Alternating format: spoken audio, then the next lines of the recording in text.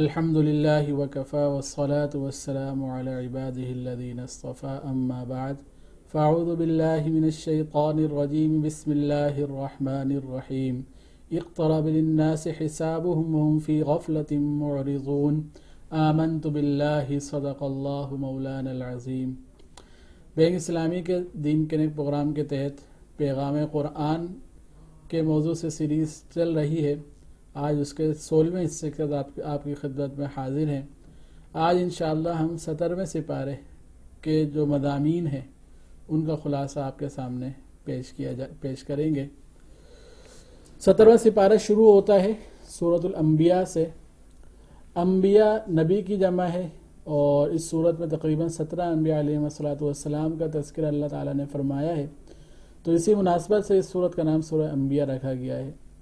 مکی صورت ہے اور اس کے اندر اللہ تعالیٰ نے جو بنیادی عقائد ہیں، توحید، رسالت اور بعث بعد الموت کے بعد، مرنے کے بعد دوبارہ زندہ ہونا، آخرت، یہ تمام، اور اسی طرح پچھلے انبیاء علیہ السلام کے قصص اللہ تعالیٰ نے اس صورت میں بیان فرمائے ہیں۔ سورت کی ابتدا اللہ تعالیٰ فرماتے ہیں قیامت کے حقیقی ہونے پر، اور فرماتے ہیں کہ قیامت بالکل قریب ہے، اور لوگ ہیں کہ جو ہے وہ اپنے مشغلوں کے اندر اور لاپرواہی کے اندر لگے ہوئے ہیں۔ تو ابتدا سے ہی اللہ تعالیٰ نے ایک تنبیہ والا معاملہ اس صورت کے اندر رکھا اور فرمایا کہ قیامت قریب ہے، اور لوگ پھر بھی جو ہے اپنے مشغلوں کے اندر لگے ہوئے ہیں۔ اس کے بعد پھر اللہ تعالیٰ نے کفار مکہ کی طرف سے جو مختلف اعتراضات نبی کریم صلی اللہ علیہ وسلم کے اوپر ہوا کرتے تھے ان کا جواب دیا ہے، کہ کئی دفعہ یہ لوگ کہتے تھے کہ یہ نبی کریم صلی اللہ علیہ وسلم اللہ کے نبی نہیں ہے بلکہ ساحر ہیں، تو اس کا اللہ تعالیٰ نے جواب دیا کہ ایسا نہیں ہے۔ نبی کریم صلی اللہ علیہ وسلم جو کلام پڑھتے ہیں وہ کلام نہ کسی ساحر کا ہے نہ کسی کاہن کا ہے، بلکہ اللہ تعالیٰ کی طرف سے بھیجا ہوا کلام ہے، اور یعنی اللہ تعالیٰ کا کلام ہے۔ اس کے بعد اللہ تعالیٰ نے اس صورت کے اندر یہ جو عقیدہ بعض لوگ رکھتے تھے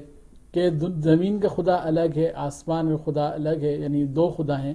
یا دو اللہ ہیں، دو معبود ہیں، تو اس کی نفی اللہ تعالیٰ نے فرمائی کہ ایسا نہیں ہے کہ دو معبود ہوں یا دو خدا ہوں، خدا ایک ہی ہے۔ اور اس پر ایک بہت سمپل سی دلیل دی کہ اگر یہ سمجھتے ہو کہ تم اس دنیا کے اس کائنات میں دو معبود ہیں، دو خدا ہیں، تو پھر یہ اگر ایسا ہوتا تو کائنات کا نظام چل نہیں سکتا تھا۔ فرض کریں کہ ایک خدا ایک بات کہہ رہا ہے اور دوسرا دوسری کہہ رہا ہے، تو اب ان دونوں میں جب باتوں میں یعنی تضاد ہوگا، اختلاف ہوگا، کس کی چلے گی؟ جس کی چلے گی وہ اصل خدا ہے۔ تو ایسا ممکن نہیں ہے کہ اگر ہم آسان سمجھیں تو اپنے گھر کے اندر بھی اگر ایک وقت میں دو حکومتیں ہوں تو نہیں چل سکتی، ایک ملک کے اندر دو حکومتیں ہوں تو کبھی نہیں چل سکتا وہ ملک، تو چل جائے کہ اتنی بڑی کائنات، اس کے اندر دو خداؤں اور وہ کائنات جو ہے وہ سیدھی سادھی چلتی رہے، تو یہ تو بالکل بدیہی البطلان بات ہے اور بالکل صاف غلط بات ہے کہ جو ہے خدا ایک ہی ہے، دو نہیں ہے۔ اس کے بعد اللہ تعالیٰ نے کائنات کے حوالے سے کچھ حقائق کو بیان فرمایا، جس میں ایک یہ بات یہ بیان فرمائی کہ جو زمین و آسمان تھے یہ جڑے ہوئے تھے، بند تھے، پھر اللہ تعالیٰ نے ان کو کھول دیا۔ اب بند تھے، کھول دیا، اس کی کیا معنی؟ مفسرین نے ایک معنی تو یہ بتائے کہ آسمان سے بارش نہیں برستی تھی، اللہ تعالیٰ نے کھولا تو بارش برسنا شروع ہو گئی، زمین سے نباتات نہیں اگتی تھی، اللہ تعالیٰ نے زمین کو کھولا تو اس سے نباتات اگنے شروع ہو گئی۔ اور ایک معنی یہ کہ یہ دونوں آپس میں جڑی ہوئی تھی اور اس کے بعد میں اللہ تعالیٰ نے ان کو کھول دیا۔ اب یہ وہ حقیقت ہے جس کو صدیوں کے بعد سائنس نے اس بات کو پروف کیا کہ ہاں واقعتاً ایسا ہی ہے کہ زمین و آسمان باقی سیارے یہ آپس میں جڑے ہوئے تھے، بعد میں یہ الگ الگ ہوئے ہیں۔ اور پھر دوسری دلیل اللہ تعالیٰ نے کہ ہر چیز کو اللہ تعالیٰ نے پانی، ہر زندہ چیز کو پانی سے پیدا فرمایا۔ تو آج سائنس اس بات کو مانتی ہے کہ جو بھی ذی روح چیزیں ان کے اندر کچھ نہ کچھ ایلیمنٹ کوئی پانی کا موجود ہے۔ پھر اللہ تعالیٰ نے اس بات کو بیان فرمایا کہ یہ پہاڑ ہیں، یہ اللہ تعالیٰ نے زمین کے اوپر جما دیے تاکہ زمین ہلے نہ، اور ساتھ ہی اللہ تعالیٰ نے فرمایا کہ آسمان کو اللہ تعالیٰ نے ایک محفوظ چھت کے طور پر بنا دیا، تو وہ چھت جو ہے وہ محفوظ چھت ہے، اور اتنی محفوظ ہے کہ اس میں کوئی شگاف نہیں ہے اور اس کے گرنے کا کوئی ڈر نہیں ہے۔ اس کے بعد پھر اللہ تعالیٰ نے چاند، سورج اور کے نظام کو بیان فرمایا کہ یہ اللہ تعالیٰ کے بنائے ہوئے نظام ہے کہ ہر ایک اپنے مدار میں چل رہا ہے۔ یہ بات اس وقت میں کہی جا رہی تھی جس زمانے میں فلسفہ یہ تھا کہ یہ چاند سورج آسمان کے اندر جڑے ہوئے ہیں اور آسمان کی حرکت سے یہ حرکت کر رہے ہیں. اس وقت قرآن یہ کہتا ہے کہ یہ اپنے مدار میں چل رہے ہیں. صدیوں کے بعد یہ بات پروف ہوئی کہ ہاں واقعتاً یہ جو جتنے بھی سیارے ہیں یہ اپنے اپنے مدار میں چل رہے ہیں. تو اب ایسی باتیں جو بعد میں سائنس نے پروف کی اور نبی کریم صلی اللہ علیہ وسلم جیسا نبی جس نے جو امی تھا کبھی تعلیم حاصل نہیں کی ان کی طرف سے ایسی باتوں کا آنا اور یہ بیان کرنا یہ خود معجزے سے کم نہیں ہے. اور نبی کریم صلی اللہ علیہ وسلم کے نبی ہونے اور آپ صلی اللہ علیہ وسلم کے حق پر ہونے کی یہ واضح دلیل ہے. اس کے بعد اللہ تعالیٰ نے نبی آپ صلی اللہ علیہ وسلم کی تسلی کے لیے مسلمانوں کی تسلی کے لیے اور کفار کو ڈرانے کے لیے ان کو نصیحت کے لیے تقریباً 17 انبیاء علیہ السلام کے قصص مختصراً بیان فرمائے جس میں حضرت ابراہیم علیہ السلام حضرت نوح علیہ السلام حضرت موسیٰ علیہ السلام اور دیگر انبیاء علیہ السلام کے قصص ہیں. اور ان تمام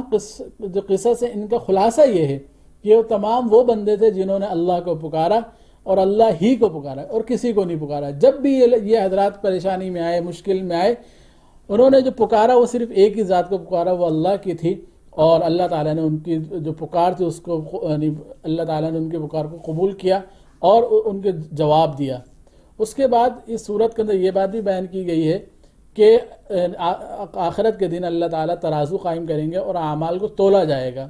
جب انسان سردی گرمی کو تولنے کے قابل ہو گیا تو اب تو ان باتوں پر اشکال ہی نہیں رہا کہ اعمال کس طرح تولیں گے. وہ اللہ تعالیٰ ہر عمل کا جو ہے وزن ہوگا اور وزن عمل کے اندر جو احادیث سے اور قرآن ہدایت سے معلوم ہوتا ہے قرآن ہدایت سے معلوم ہوتا ہے وہ آتا ہے اخلاص سے. جتنے اخلاص کے ساتھ عمل کیا جائے گا اتنا ہی وہ عمل زیادہ قابل قبول ہوگا. سورت کے آخر کے اندر دو اہم چیزیں ایک تو نبی کریم صلی اللہ علیہ وسلم کے رحمت کا عام ہونا اور دوسرا نبی کریم صلی اللہ علیہ وسلم کی ایک دعا کہ اللہ بس فیصلہ فرما دیجئے. یہ دو چیزیں اللہ تعالیٰ نے ذکر فرمائی ہیں اور نبی کریم صلی اللہ علیہ وسلم کی یہ دعا قبول ہوئی اور بدر کے اندر 313 کے لشکر نے کفار کے 1000 سے زائد کے لشکر کو شکست دی اور حق غالب ہو گیا اور جو باطل تھا وہ مغلوب ہو گیا. سورۃ الحج 17ویں سپارے کے اندر دوسری جو سورت ہے سورہ انبیاء کے بعد وہ سورۃ الحج ہے. سورۃ الحج کے اندر 78 آیات 78 آیات اور 10 رکوع ہیں. یہ تقریباً آدھے سپارے پر محیط سورت ہے 17ویں سپارے کے تقریباً آدھے سپارے پر. اور یہ ایک ایسی صورت ہے جس کو مدنی اور مکی دونوں کہا جا سکتا ہے لیکن مفسرین اس کو مدنی صورت قرار دے کیونکہ آخر اس کا مدینے میں ہوا ہے. سورت کا کچھ حصہ مکہ میں نازل ہوا کچھ حصہ مدینے میں نازل ہوا اس لیے اس کے جو مضامین ہیں وہ دونوں طرح کے. عام طور پر مکی صورتوں کے اندر توحید رسالت اور بعث بعد الموت یعنی مرنے کے بعد دوبارہ زندہ ہونا اس کے اوپر بات ہوتی ہے تو اس صورت میں اس پہ بھی بات ہے. اور عام طور پر مدنی صورتوں کے اندر احکامات پر بات ہو رہی ہوتی ہے تو اس صورت میں احکامات پر بھی بات کی گئی ہے. اس صورت کی ابتدا بڑی ہی ہولناک انداز میں اللہ تعالیٰ نے فرمائی ہے اور کہ قریب ہے وہ وقت کہ جب زلزلۃ الساعہ یعنی قیامت کی ہولناکی سے جو ہے ڈرایا گیا ہے کہ یہ وہ وقت ہوگا جب زمین میں زلزلہ آ جائے گا اور اس کے بعد اتنا خوفناک اتنا کٹھن مرحلہ ہوگا کہ ماں اپنے دودھ پیتے بچے کو بھول جائے گی اور جو حاملہ عورتیں اس کی حمل گر جائیں گے. تو وہ سخت ہولناکی اللہ تعالیٰ نے قیامت کے دن کی بیان فرمائی ہے. اس کے بعد دوسرا ایک جو عقیدہ یہ کہ دوبارہ زندہ کس طرح کیا جائے گا اس کے بعد اللہ تعالیٰ نے دلائل دی اور یہ بات بیان فرمائی کہ انسان اپنی تخلیق کے مراحل کو تو دیکھے کہ کس طرح اللہ تعالیٰ نے انسان کو پیدا کیا